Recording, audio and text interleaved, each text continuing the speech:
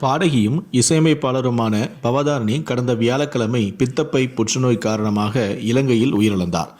அங்கிருந்து இந்தியா கொண்டு வரப்பட்டு அவரது உடலுக்கு இறுதி சடங்குகளும் செய்யப்பட்டு சொந்த ஊரான பண்ணைபுரத்தில் அடக்கமும் செய்யப்பட்டது. இந்த சூழலில்தான் பவதாரணி குறித்து பைல்வான் ரங்கநாதன் பல அதிர்ச்சிகரமான விஷயங்களை பேசியிருக்கிறார். அவர் என்ன பேசியிருக்கிறார் என்பதை பார்க்கறதுக்கு முன்னாடி மறைந்த பவதாரணியுடைய ஆன்மா சாந்தி அடையணும் அப்படின்னு நினைக்கிறவங்க இந்த வீடியோக்கு லைக் கொடுத்துட்டு தொடர்ந்து இந்த வீடியோவை பாருங்கள்.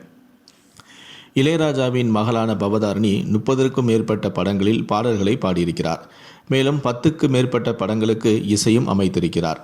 தனித்துவமான குரல் வளம் கொண்ட அவர் கடைசியாக ஹாரிஸ் ஜெயராஜ் இசையில் ஆத்தாடி ஆத்தாடி என்ற பாடலை பாடினார். இந்த சூழலில்தான் அவருக்கு பித்தப்பையில் புற்றுநோய் இருப்பதும் தெரிய வந்தது. அதனைத் தொடர்ந்து ஆயுர்வேத சிகிச்சை எடுத்துக்கொள்வதற்காக இலங்கை சென்ற அவர் சிகிச்சை பலனின்றி கடந்த வியாழக்கிழமை ஜனவரி 25ஆம் தேதி அன்று உயிரிழந்தார். 26ஆம் தேதி அன்று உயிரிழந்தார். அதனைத் தொடர்ந்து அவரது உடலானது இந்தியா கொண்டு வரப்பட்டது. முதலில் சென்னையில் இருக்கும் இளையராஜாவின் வீட்டுக்கு கொண்டு வரப்பட்ட பவதாரணியின் உடலுக்கு திரையுலக பிரபலங்கள் தங்களது அஞ்சலியை நேரில் வந்து செலுத்தினர். பிறகு அவரது சொந்த ஊரான பண்ணைபுரத்துக்கு கொண்டு செல்லப்பட்டு குடும்பத்தினர் இறுதி சடங்குகளையும் செய்தனர். பிறகு அவருக்கு பிடித்த பச்சை நிற புடவையை அணிவித்து இளையராஜாவின் தாய் மற்றும் மனைவி ஆகியோரின் சமாதிக்கு அருகிலேயே பவதாரணியின் உடலும் நல்லடக்கமும் செய்யப்பட்டது.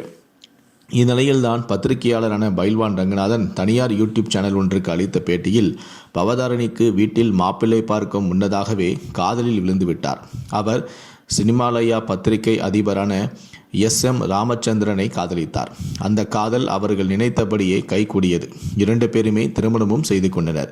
இருந்தாலும் அவர்களின் இல்லற வாழ்க்கை அவர்கள் நினைத்தது போல அமையவில்லை.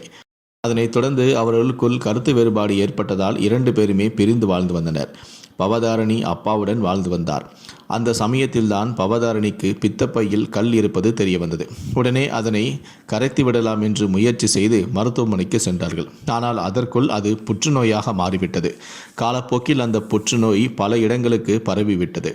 அந்த புற்றுநோயை குணப்படுத்துவதற்கு ஏராளமான மருத்துவ சிகிச்சைகளை பவதாரணி மேற்கொண்டதன் வந்தார். ஆனால் அவருக்கு உடல்நிலை சரியாகவில்லை. இளையராஜாவும் பவதாரணியை எப்படியாவது காப்பாற்றிவிட வேண்டுமென பல வெளிநாடுகளுக்கும் பல சிகிச்சைகளுக்கும் ஏற்பாடுகளையும் செய்திருந்தார். கடைசியில் அவை எதுவுமே வேலைக்கு ஆகவில்லை.